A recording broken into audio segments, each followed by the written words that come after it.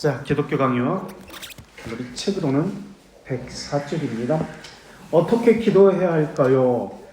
그리스도는 우리에게 기도할 때 외식하는 자와 같이 하지 말라고 했습니다.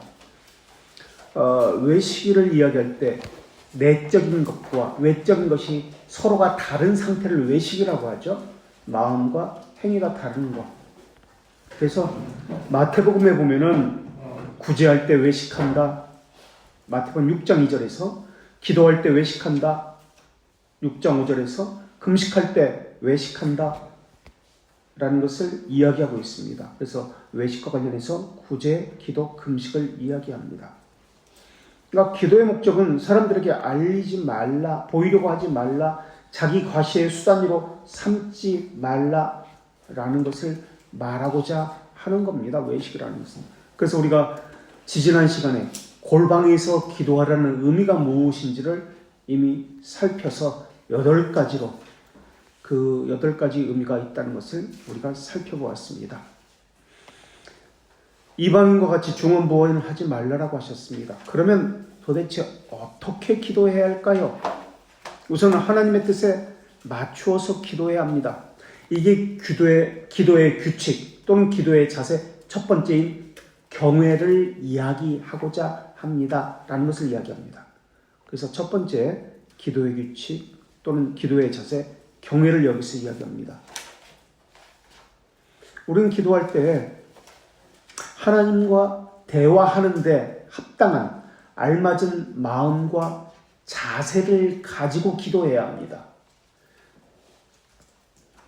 그런데 그거보다도 우리의 관심은 기도의 내용, 기도의 응답에 관심이 있습니다. 그러나 하나님은 기도의 응답, 기도의 내용보다 먼저 우리의 기도의 자세, 마음, 심정에 관심을 가지고 있습니다. 하나님의 존엄하심에 합당한 두렵고 떨림의 자세, 심정을 가지고 있어야 합니다. 근데 그렇지 않습니다. 기도한다는 것은 먼저 자신의 자세를 그리고 기도의 동기를, 심정을 살핀다는 것이 전제가 되어야 합니다. 근데 그렇지 않습니다. 그런 거 전혀 없습니다. 땡깡을 부리고요. 무례합니다. 하나님과 상거래를 하려고 조건을 걸고 거래하는 기도를 합니다. 내가 이렇게 할 테니까 하나님 이렇게 해주십시오. 또는 하나님이 이렇게 해주시면 제가 앞으로 이렇게 하겠습니다. 거래입니다. 거래. 대등한 관계에서 하나님과 그렇게 하는 기도를 합니다. 기도에 합당한 자세를 갖추지 못한 것이죠. 경외라고 할 때 경건한 첫 번째는 경건한 초월성이 필요하다는 것을 하나님께서 요구합니다. 그러니까 아까도 말씀드렸지만 합당한 자세를 이야기합니다. 합당한 신령을 이야기합니다. 이것을 갖추어라. 이게 경외의 개념입니다. 첫 번째. 두 번째는 경외라는 것은 무례해서 안 된다. 하나님 앞에 무례하게 불의한 기도를 해서는 안 된다는 것을 이야기합니다. 불의한 기도. 내 기도가 의롭고 하나님의 속성에 합당한 기도인지 아니면 하나님의 속성과 거슬리고 어긋나고 불의한 기도인지 이걸 살펴야 합니다. 그런데 그 살피지 않습니다. 이게 두 번째입니다. 무례하고 불의한 기도를 하지 말라. 이게 경외라는 뜻의 두 번째 뜻입니다. 세 번째는 성령께서는 올바른 기도를 하도록 하십니다. 왜냐하면 진리의 영이시기 때문에 거짓과 불의를 용납하지 아니하십니다. 그렇기 때문에 우리의 관심은 내 기도가, 내 자세가 올바른 기도인지에 관심을 가져야 되는데 여기에 대해서는 관심을 가지지 않습니다. 그렇다면 자세에 대해서 이야기해 볼까요? 시편 50편 15절에는 환난 날에 나를 부르라 라고 말씀하고 있습니다. 환난에 빠졌을 때 하나님을 찾아야 한다. 기도해야 한다. 라는 말의 의미는 하나님 앞에 상한 심령을 가지라는 뜻입니다. 기도를 할 때 하나님 앞에 상한 심령을 가지고 하나님 외에는 나를 구원하실 리가 없습니다라는 상한 심령을 가지고 곤란에 빠진 자가 그 곤란에서 벗어나기 위해서 안간힘을 쓰는 것처럼 지푸라기라도 잡는 것처럼 그러한 심정으로 기도해야 한다는 의미입니다. 그래서 주님과 주님의 말씀에 의존해야 합니다. 물론 이 말은 평생 우리는 기도를 하지 않습니다. 환난 때 자기에게 무슨 문제가 생기고 자기 스스로 해결할 수 없는 상황에 빠질 때 기도하는 경우가 많이 있습니다. 그러나 성경에서 하나님께서 환난 때 나를 찾으라 부르라고 하신 말씀은 우리에게 기도의 확신을 심어주기 위해서 하신 말씀입니다. 환난 때에만 찾으라는 의미가 아닙니다. 하나님은 아버지라는 개념을 가지고 기도의 키워드는 우리 양재됨이라고 배웠습니다. 아버지라는 개념은 모든 것을 하나님의 선하신 뜻대로 우리를 보호하시고 인도하시고 주신다는 의미입니다. 그래서 환난 날이기 때문에 기도한다는 뜻이 아니라 아버지를 신뢰하도록 환난을 주신다는 의미입니다. 환난을 주신다는 의미는 아버지를 신뢰하도록 신뢰한다는 뜻이 기도로 나타나는 것입니다. 그래서 환난을 주시는 것이지 환난 자체가 목적이 아닙니다. 하나님을 신뢰하는 것. 자녀됨을 반대로 이야기하면 우리 스스로 하나님과의 관계 속에서 우리가 자녀됨을 체험하고 확인하게 하는 것. 이것이 목적으로 환난을 주시는 것입니다.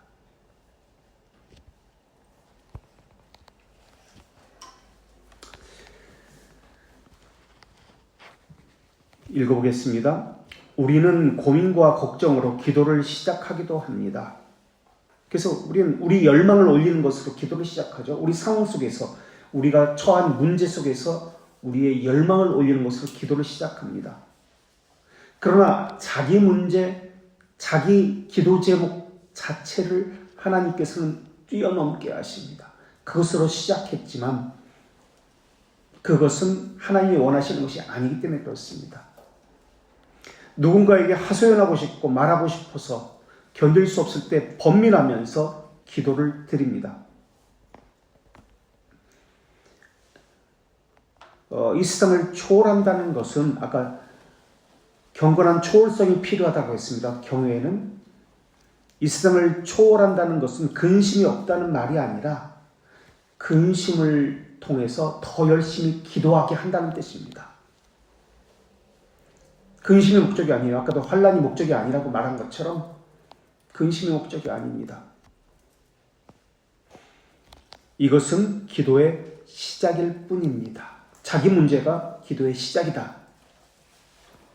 그러니까 해결하려고 기도하지 말라라는 것을 말씀하고 있는 겁니다. 그 문제, 그 상황을 해결하려고 기도하지 말라. 처음 시작은 그렇게 기도합니다. 해결하려고 기도하지 말라는 말의 의미는 자기 생각, 자기 만족을, 자기 요구를 하나님께 가져오지 말라라는 의미이기도 합니다. 점차 그 문제에 집중하지 말고 하나님을 향해서 열정적으로 기도해야 합니다. 주위 사람들의 시선에 상관없이 큰 소리를 치면서 무례하지 말라라는 것을 이야기하고 있습니다. 무례하지 말라. 아까 두 번째 경외의 두 번째가 무례하지 말라, 불의한 기도하지 말라라고 했죠. 의라는 것은 하나님과의 관계는 거룩이고 이웃과의 관계는 의라고 이야기했습니다. 하나님의 형상이라고 했습니다. 의, 다른 사람과의 관계, 의, 다른 사람을 살펴라. 큰 소리로 무슨 말을 알아듣지 못할 정도로 빠르게 기도해서는 안 됩니다.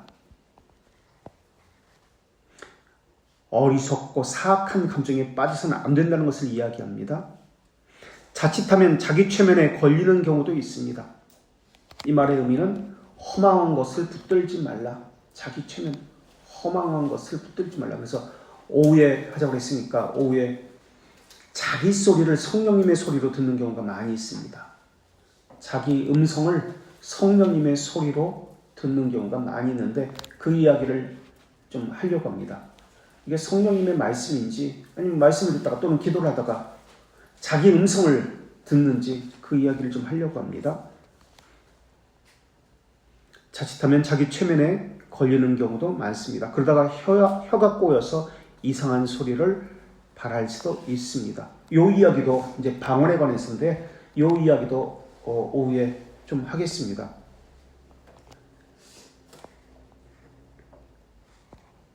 불타는 열정으로 기도한다는 말은 자기 필요를 열정적으로 구한다는 의미가 아닙니다.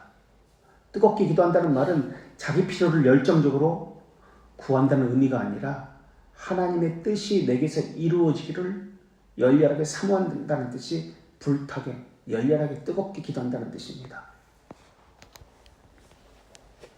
망상을 품은 걸 내려놓아야 합니다. 이 망상을 품은 걸 내려놓기 위해서, 내가 가공된 것을 내려놓기 위해서 어떻게 해야 합니까? 그래서 말씀 없이는 안 됩니다. 그래서 기도는 말씀과 함께 가야 됩니다. 그래서 우리는 교리적 기도를 해야 된다라고 한 것입니다. 숨겨진 것을 말씀으로 들추어내야 합니다. 그래서 설교 역시 마찬가지입니다. 내 안에 숨겨진 그 죄성을 들추어내는 것이 설교입니다. 죄를 들추어내서 이것을 바라보고 인식하게 하는 것이 설교고 기도도 마찬가지입니다. 그래서 성화의 도구입니다. 그런데 사람들은 이것이 싫은 거예요. 내 죄가 드러나는 것을. 그래서 묵상에서도 내 죄를 드러내지 않습니다.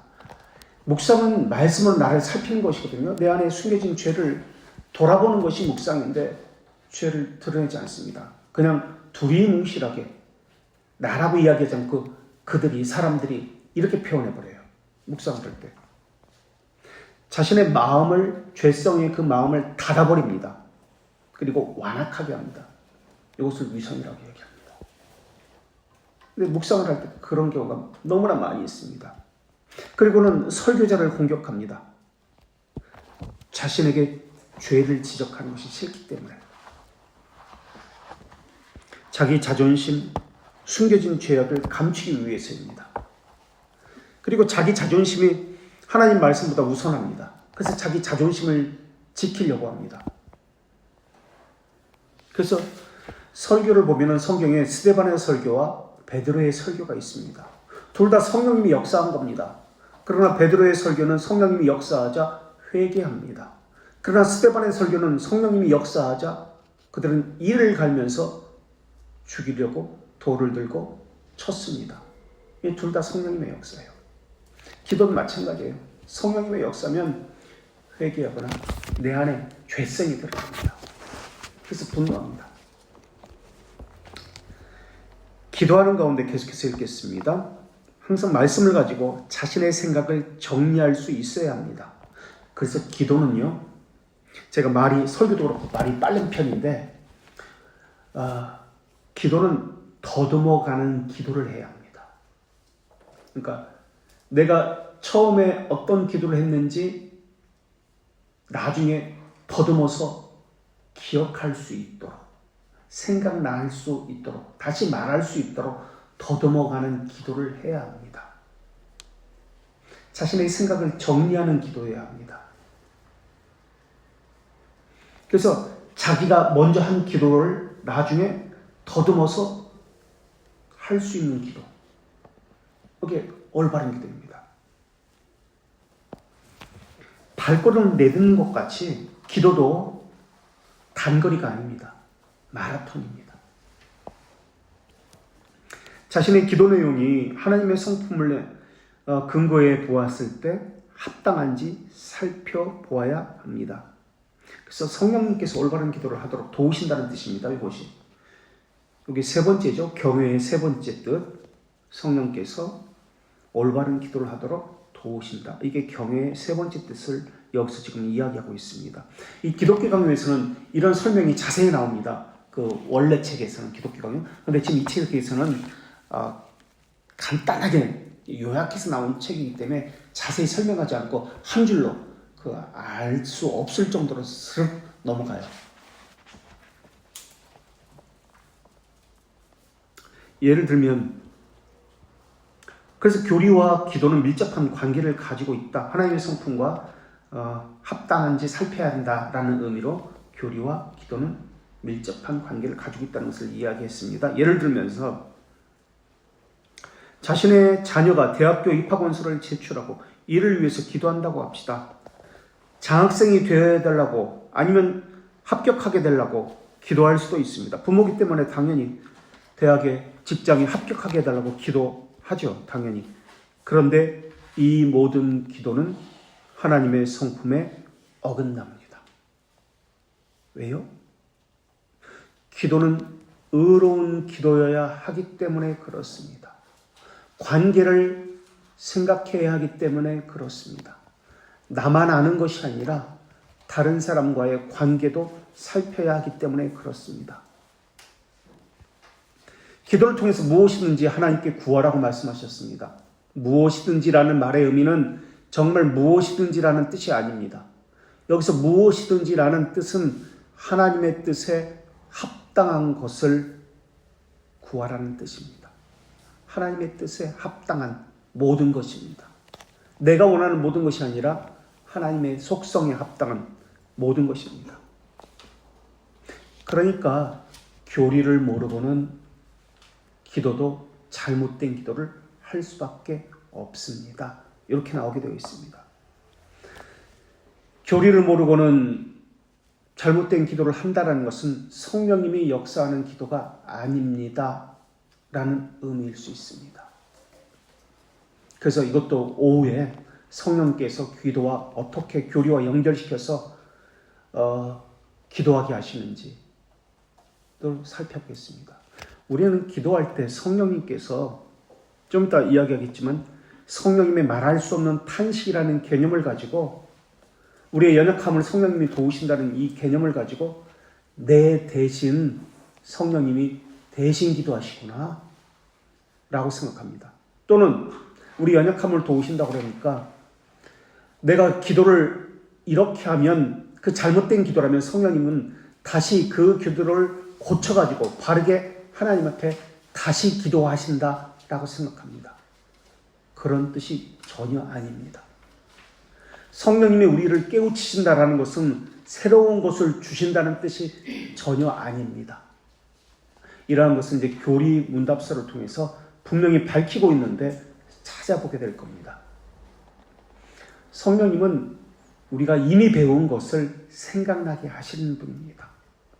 우리가 모르는 것을 다시 생각나게 하시는 것이 아니라, 다시가 아니라 새롭게 생각나게 하시는 것이 아니라 이미 배운 것을 생각나게 하시고 이것을 예수 그리스도를 인도하게 하시는 분이 성령님이십니다.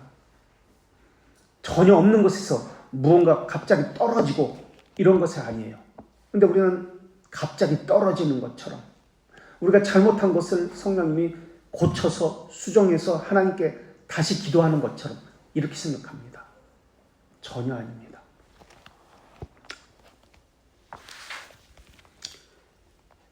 자, 그렇다면 자녀의 합격을 위해서 어떻게 기도해야 합니까? 그 이야기 나옵니다. 열정적으로 자녀를 위해서 무조건 합격을 위해서 기도하는 것은 이방인들이 기도입니다 라고 이야기하고 최선을 다했는지 안 되더라도 선한 길을 보여달라고 아니면 실력대로 시험을 치르게 해달라고 하는 것이 하나님의 속성에 합당한 기도입니다. 우리의 기도는 자녀를 위해서 기도해야 하는데 어떻게 기도해야 합니까? 최선을 다해서 공부하게 하고 최선을 다해서 시험을 치르게 해 주십시오. 합격하지 않더라도 하나님의 선하신 길을 보여주십시오. 이렇게 기도해야 합니다. 그런데 그렇게 기도하지 않죠.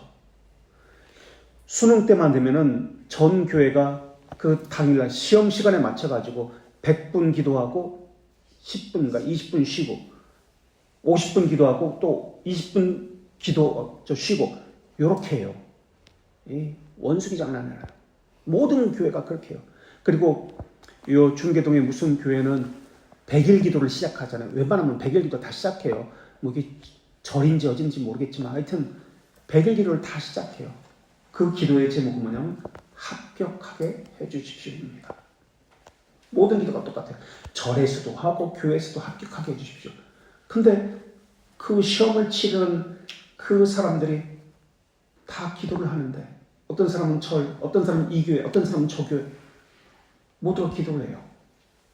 한 번은 월드컵 때 어디더라? 독일하고 우리나라하고 하는데 독일에서도 스위스인가? 뭐 할 때도 스위스, 독일도 기독교 국가인데 거기도 기도하고 이기게 해달라고 기도해요. 우리나라도 예배 시간에 기도해달라고 이기게 해달라고 월드컵을 위해서 기도했어요. 그럼 어디가 이겨야 되는 거야? 하나님 입장에서 보면 둘 다 기독교 국가고 교회에서 기도하는데 의로운 게 아니에요. 욕심의 욕망. 이게 이방인들의 기도라는 겁니다.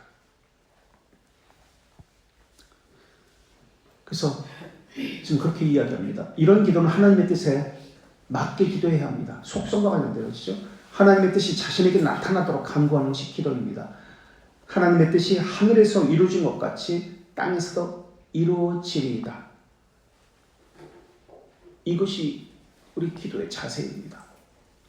자, 그렇다면 쉬지 말고 기도하라는 뜻이 무엇일까요? 쉬지 말고 기도하라. 데살로니가전서 5장 17절에 범사에 감사하라. 쉬지 말고 기도하라. 쉬지 말고 기도하라. 정말 쉬지 말고 기도하라는 뜻일까요? 몇 날 며칠 밤새워서 응답받을 때까지 기도하라는 뜻일까요? 그런 뜻일까요? 어떻게 배웠어요? 쉬지 말고 기도하라는 뜻은 견인교리를 이야기합니다. 견인교리. 인내하며 기도하라는 뜻이지. 밥도 먹지 말고 밤잠 자지 말고 아무 일도 하지 말고 기도원 가서 몇 날 며칠이고 금식하면서 기도하라는 뜻이 아닙니다. 인내하며 기도하라는 뜻입니다. 우리 태만을 경고하는 뜻이기도 물론 합니다만은 쉬지 말고 기도하라는 말의 의미는 우리 게으름을 경고하는 말이기도 하지만은 쉬지 말고 기도하라는 뜻은 5가지의 뜻이 있습니다. 쉬지 말고 기도하라 뜻은 첫 번째, 위선과 교활한 거짓을 자기 기도에서 배제시켜라 라는 뜻입니다.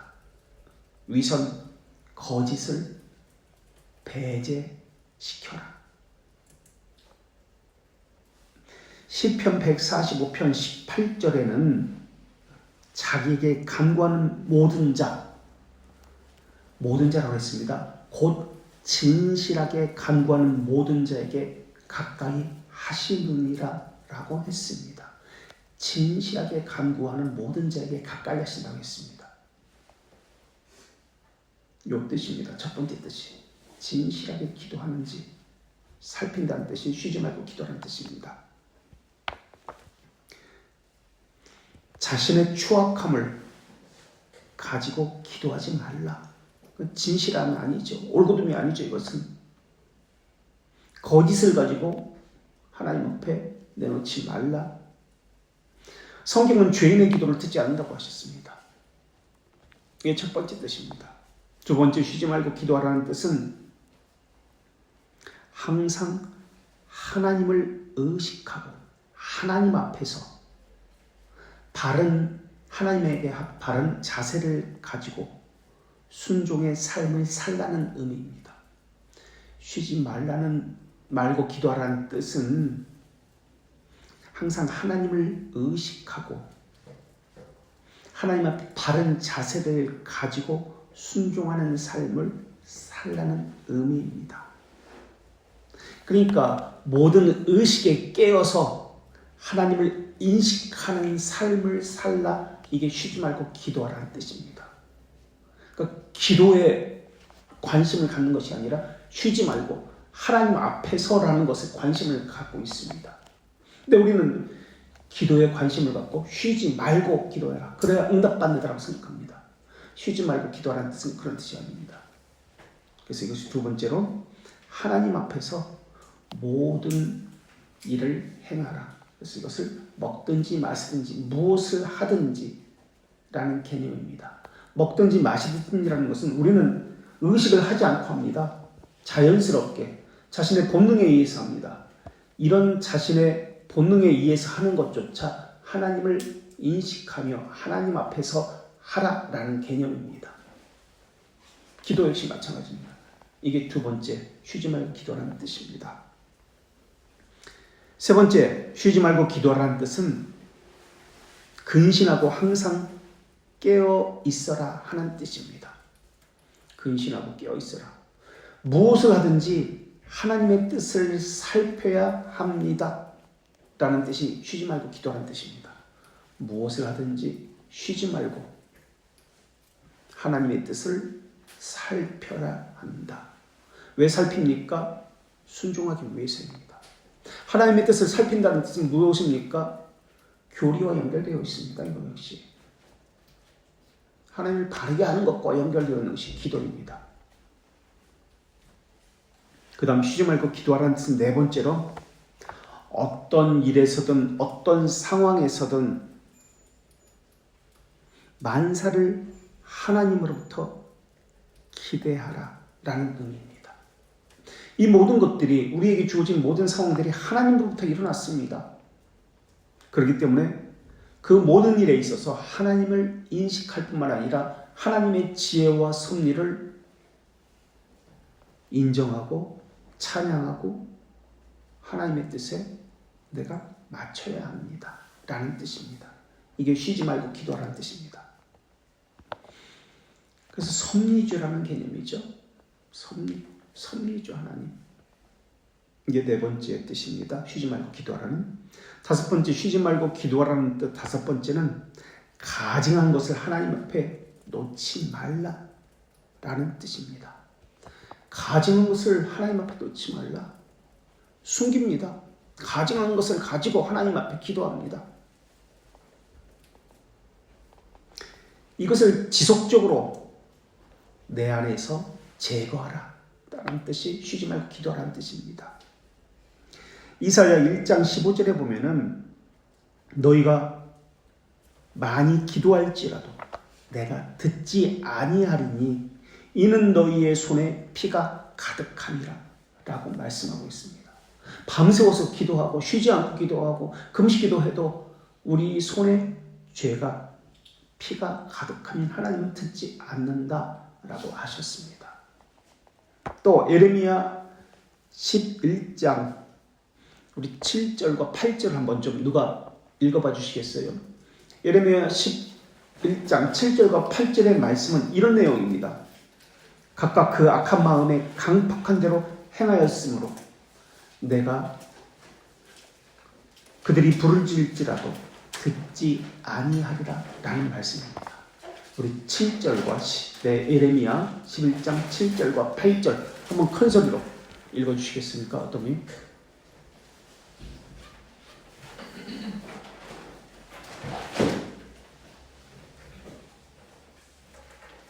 내가 너희 백성들을 애굽 땅에서 인도하였는 날부터 오늘까지 간절히 경계하며 끊임없이 경계하기를 너희는 내 목소리를 순종하라 하였으나 그들이 순종하지 아니하며 귀를 기울이지도 아니하고 각각 그 악한 마음에 완악한 대로 행하였으므로 내가 그들에게 행하라 명령하였어도 그들이 행하지 아니한 이 언약의 모든 규정대로 그들에게 이르게 하였느니라 하라. 8절에 여호와께서 또 내게 이르시되 유다인과 예루살렘 주민 중에 반역이 있도다. 그들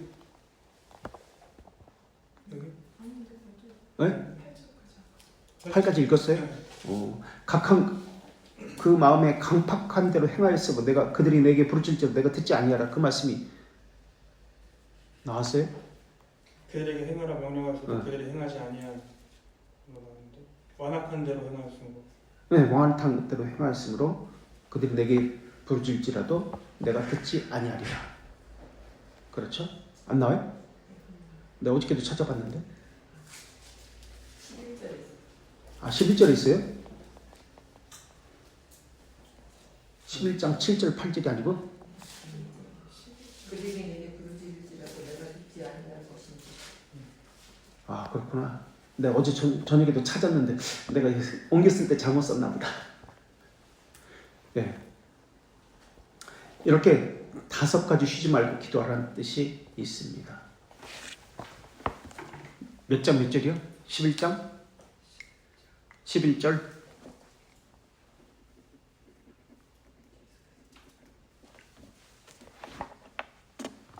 자, 그래서 아까 이야기했던 성령의 말할 수 없는 탄식이라는 뜻이 무엇일까요? 우리 이번엔 준석이 형제가 한번 읽어보세요. 준석이 형제라는 거 자꾸 요즘 대통령 후보로 나오시다 보니까 제가 감히 8장 26절 로마서 크게 8장 26절 26절이요? 네, 8장 26절 성령님도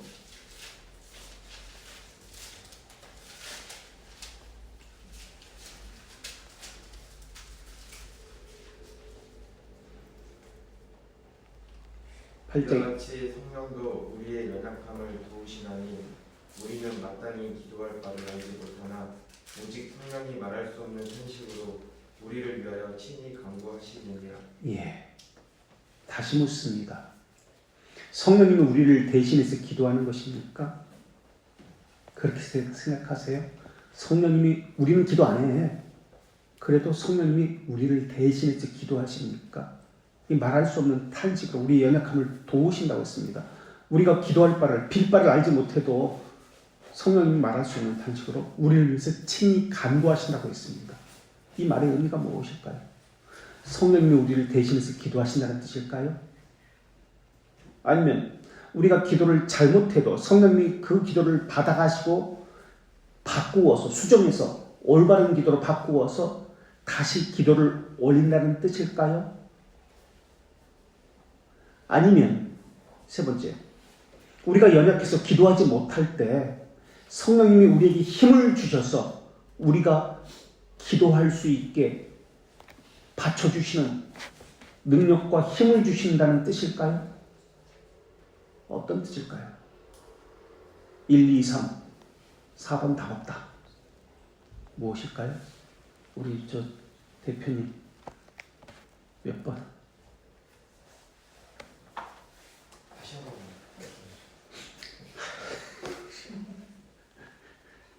1번, 성령님이 우리를 대신해서 기도하신다는 뜻일까요? 2번, 우리가 기도를 잘 못해도 성령님께서 그 기도를 받아가지고 바꾸어서 다시 올바른 기도로 바꾸어서 기도를 올린다는 뜻일까요? 3번, 우리가 연약해서 기도를 하지 않을 때, 못할 때 성령님께서 우리에게 힘을 주셔서 우리로 하여금 힘을 내서 기도할 수 있게 하신다는 뜻일까요?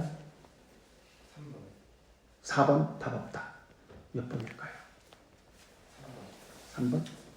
다른 의견 있으세요? 우리 4번 4번이 같은 대표 아닌가? 4번 우리 난민 3번인 것 같아요. 거기도 3번? 다른 분 있으세요? 혹시? 다른 의견? 어떻게 배우셨나요? 혹시 이런 배운 적이 없어요? 성령님은 바른 기도가 무엇인지를 우리에게 알려주신다는 뜻인데요. 이것은 성령님이 직접 기도한다는 뜻 아닙니다. 그러니까 우리가 기도하지 않아도 성령님이 기도한다. 또는 우리가 잘못했을 때 기도를 다시 수정해서 하나님 앞에 다시 기도한다. 이런 뜻 아닙니다.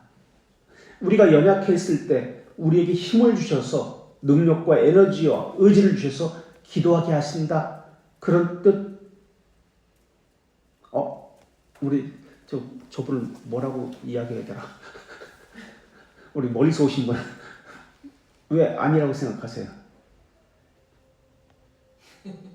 그냥 평소에 제가 답 없다를 많이 하니까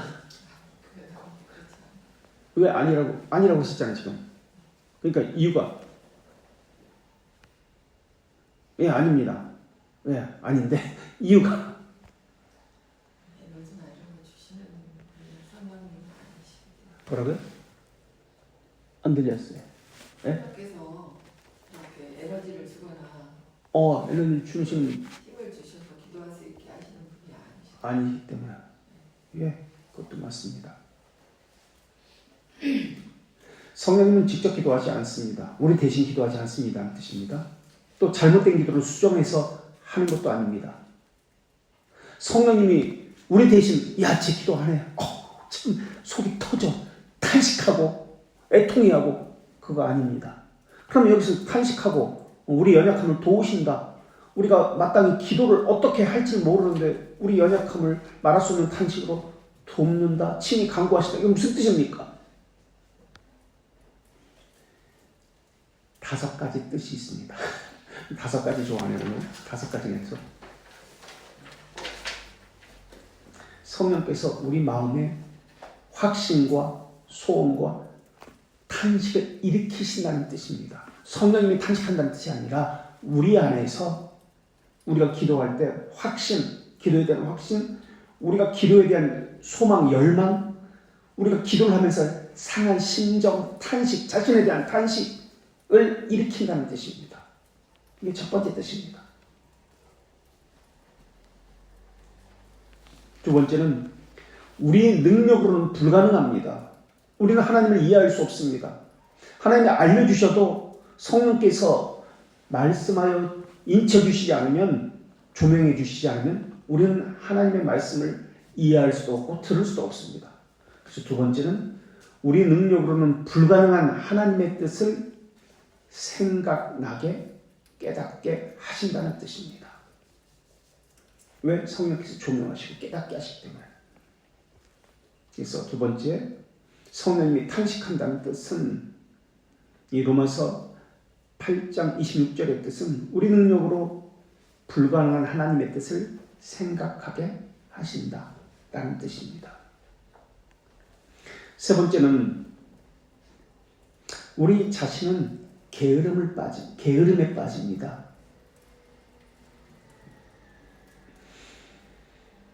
그렇기 때문에 기도를 하지 않습니다. 그런데 이 말의 의미는 성령님께 기도를 떠맡기지 말라라는 뜻입니다. 성령님께 기도를 떠맡기지 말라. 성령님이 나 대신 해주실 거야 라고 생각하지 말라라는 뜻입니다.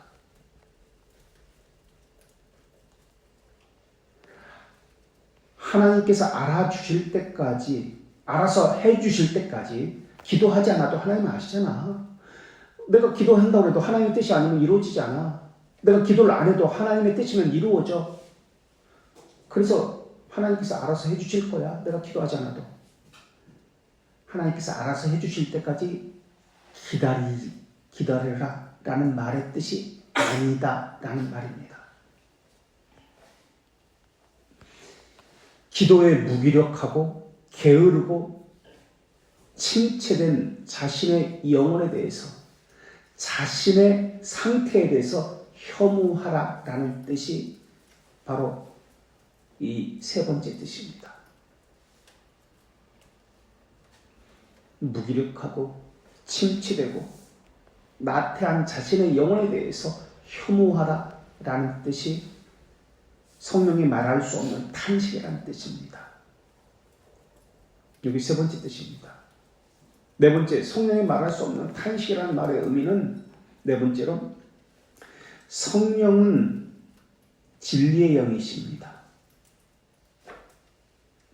진리의 영이시기 때문에 성령이 말할 수 없는 탄식이라는 뜻은 진리의 도움을 구하라는 뜻입니다. 다시 말하면 진리가 무엇인지 깨어서 살펴서 기도하라는 뜻입니다. 쉽게 말하면 교리가 무엇인지, 하나님의 속성이 무엇인지 깨어서 기도하라, 살펴서 그것대로 기도하라 라는 뜻이 성령이 말할 수 없는 탄식입니다. 다섯 번째로 성령이 말할 수 없는 탄식이라는 말의 의미는 기도를 자기 이성, 자기 욕망, 자기 뜻을 가지고 하지 말고 믿음으로 하라라는 뜻입니다. 그래서 기도는 믿음으로 해야 합니다.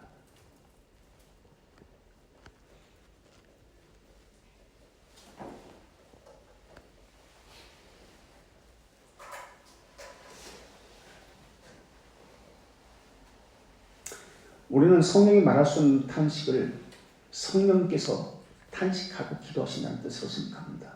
그런 뜻이 아닙니다. 신자가 우리 자신이 탄식한다는 의미로 사용되어야 합니다. 불안 가운데 있을 때, 어떻게 해야 할지 모를 때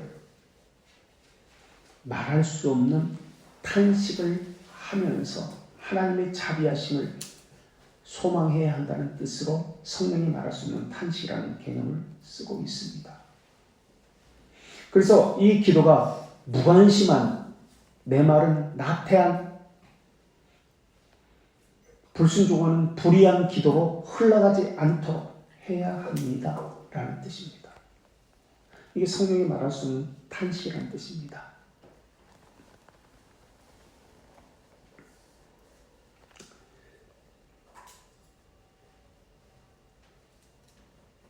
그래서 기도가 회개해야 되는데 그 다음 넘어가야 되는데 큰일 났네. 기도가 절실한 필요성이 있으면 모든 비현실성이 제거됩니다. 다시 말하면 자기 무능을 경험하게 됩니다. 절실한 필요성이 있으면 자기 무능을 경험하게 됩니다. 이때는 자기 무능을 경험하게 될 때 하나님의 자비하심을 간구할 수밖에 없습니다. 그것 외에는 소망이 없기 때문에. 그리고 기도는 일시적 감정에 따라 좌우되지 않아야 합니다. 일시적 감정에 따라 좌우되지 않습니다. 그런데 우리는 일시적 흥분 상태, 감정에 따라서 울고 불고 소리 지르고 윽박지르고 그렇게 기도합니다. 그러나 기도는 감정에 좌우되지 않아야 합니다. 그리고 기도는 기도하는 사람의 가치에 따라 움직이지 않습니다. 기도하는 사람의 가치에 따라 기도를 움직이지 않습니다. 움직이지 않아야 합니다.